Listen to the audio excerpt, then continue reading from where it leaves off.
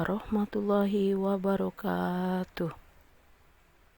Untuk tugas modul 1.1 1.1.A8 tentang koneksi antar materi, kesimpulan dan refleksi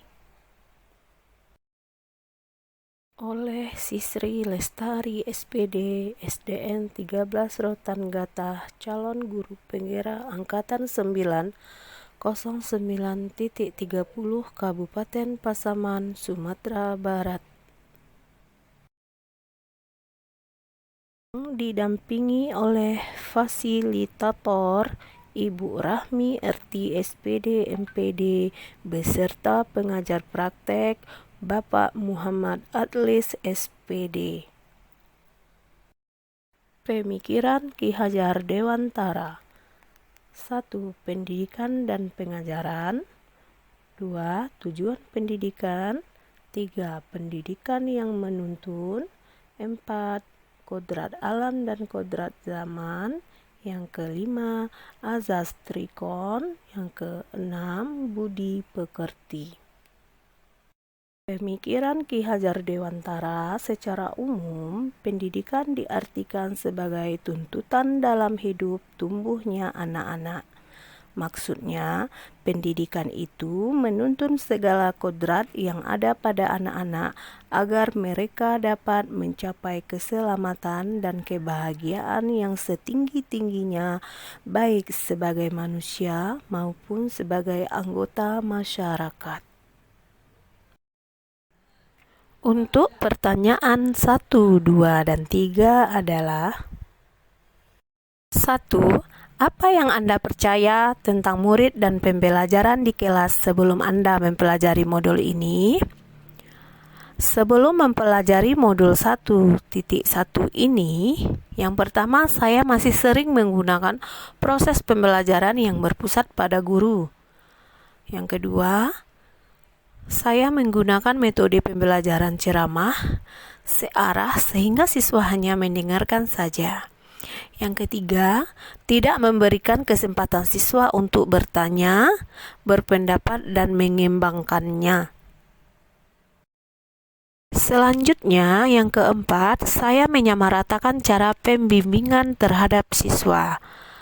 Yang kelima, saya mengutamakan hasil nilai atau capaian pembelajaran atau prestasi dengan angka-angka.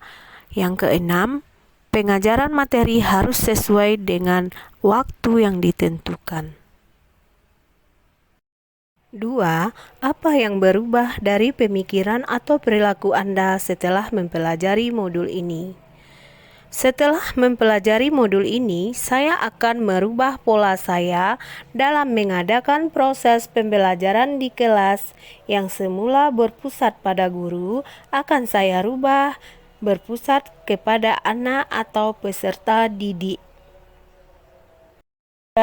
Apa yang dapat segera Anda terapkan lebih baik agar kelas Anda mencerminkan pemikiran Ki Hajar Dewantara?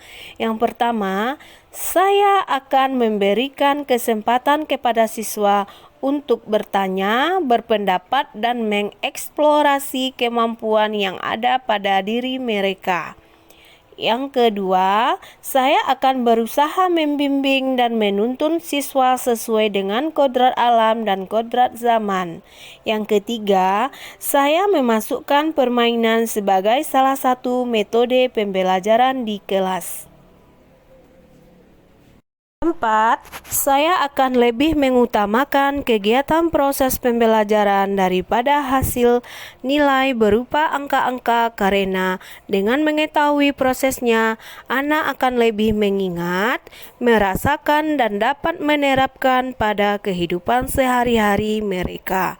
Yang kelima, membuat suasana kelas menjadi nyaman dan menyenangkan supaya siswa tidak jenuh waktu pembelajaran berlangsung. 6. saya akan lebih menerapkan slogan dari Ki Hajar Dewantara dalam proses pembelajaran, yaitu Ingarso Sung Tulodo. Sebagai pendidik, kita harus memberi teladan contoh kepada siswa di sekolah. Ing Madya Mangun Karsa. Berada di tengah-tengah pendidik harus mampu mempunyai ide kreatif yang membangun agar pembelajaran dapat berjalan dengan baik. Tut Wuri Handayani, sebagai pendidik berada di belakang sebagai pendorong atau penyemangat bagi mereka supaya dapat menjalankan pembelajaran secara baik dan tuntas.